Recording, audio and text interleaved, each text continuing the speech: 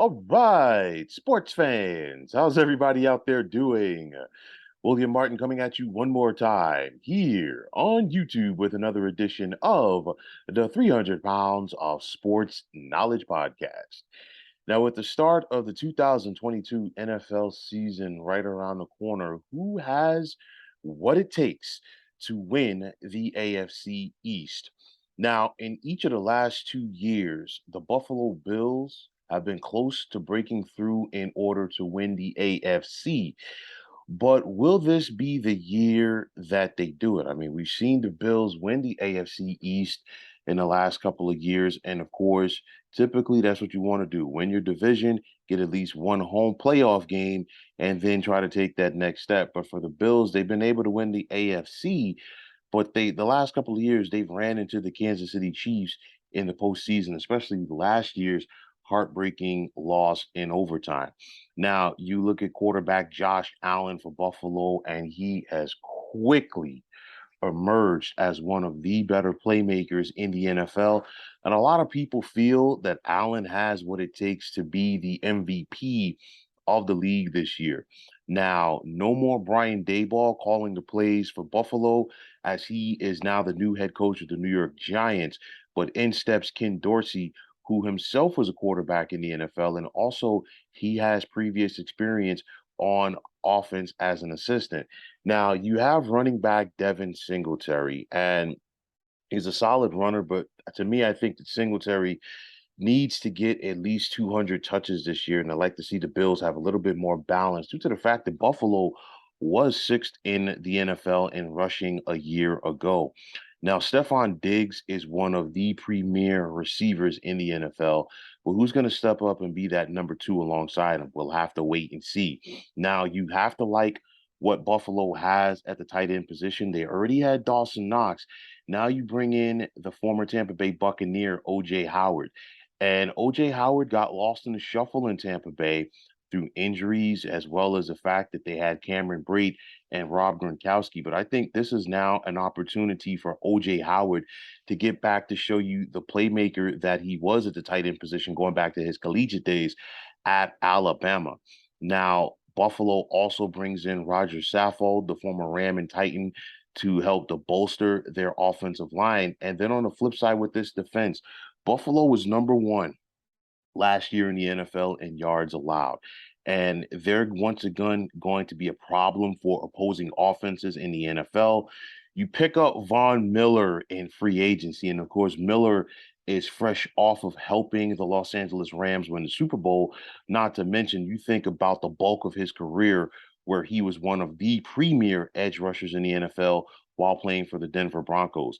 Also, defensively for Buffalo, you have Tremaine Edmonds, Micah Hyde, Jordan Poyer, and Tre'Davious White in that secondary, which gives Buffalo what they need to, hold up against some of the top offenses in the NFL. And that's going to be a big thing because we saw this Bills defense, especially in the passing game, come apart late in that contest against Kansas City. And that's going to be something that I think the presence of a guy like Von Miller is going to help to shore up because now they have that proven edge rusher.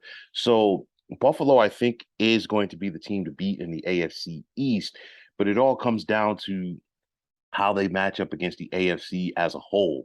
And of course, in week number one, Buffalo will travel to take on the Los Angeles Rams. And overall, it's a tough goal right out of the slate, right out of the gate, rather, excuse me, for Buffalo. But I think they're going to weather the storm. Week two, they host Tennessee. Week four, at Baltimore. Week five, they're home for Pittsburgh. And week six, they're on the road against Kansas City. And, it's one of those where, I don't expect Kansas City to be the juggernaut that they were in seasons past, but you can never take this team for granted. Buffalo did go to Kansas City and beat them in the regular season last year. However, unfortunately for them in the postseason, is a little bit different. So let's see what the Bills have in store for this year. Now, you look at the New England Patriots, and Bill Belichick has now shown in New England that he can make the postseason without Tom Brady. Of course, he made the playoffs once and did have a one playoff victory to his credit as the head coach of the Cleveland Browns many years ago. But now it's going to be interesting to see if Belichick and these Patriots are going to be able to take the next step. Now, last year as a rookie quarterback, Mac Jones had 22 touchdowns to 13 interceptions while he completed nearly 68% of his passes. But things are going to be a lot different for Mac Jones this year. No more Josh McDaniels as the offensive coordinator, as he's now the head coach of the Las Vegas Raiders. And technically, this year, the Patriots are not going with coordinators. So it's going to be very interesting to see how this works out, especially with the maturation process of a young quarterback like Jones. Now, you have running back Damian Harris, and you still have, some solid tight ends with Hunter Henry and Jonnu Smith. But the bread and butter for this New England team is once again going to be their defense with outside linebacker Matthew Judon and then strong safety Jabril Peppers, a former Brown and Giant. Can he stay healthy? And if he can stay healthy, I think he can have an impact on his Patriots defense because I think he's one of those Swiss Army knife type guys, meaning he can do multiple things on that unit. And throughout the years how much the Belichick loves versatility. So I think the Patriots are going to be in the mix, not to win this division, but possibly a wild card berth, because I feel that the gap between them and the Buffalo Bills is wide. And of course, that was shown in last year's wild card round when the Bills simply dominated New England. Now, the New York Jets have been very busy this offseason, but will it lead to them ending their playoff drought, which dates all the way back to 2010? Now, putting a team around young quarterback Zach Wilson, that's important. We saw Wilson last year have his ups and downs. He threw 9 touchdowns to 11 interceptions while he completed just 55% of his passes. But overall, this Jets offense has to improve as they were 26th in total offense in the NFL last year. Now, the hope was that Mekhi Becton could help to anchor this offensive line in front of Wilson. He's out with the injury, and now the Jets were able to go out there and sign veteran offensive tackle Dwayne Brown, and he's going to bring some professionalism to this unit as they look to protect the youngster in Wilson. Sauce Gardner, one of the Jets' first round picks, they're very high on him for his coverage skills. It's going to be interesting to see how quick that he's going to be able to make the leap from a great college player to a solid NFL player. We'll have to wait and see. But it's going to be interesting to see if Robert Saleh and the Jets are going to be able to make some noise in the AFC. I think there's more of a buzz around this team than there was last year. I think it's going to be important for the Jets to win some games early for their confidence in order to help Salah build his foundation. But I don't see the Jets really contending for a postseason spot this year.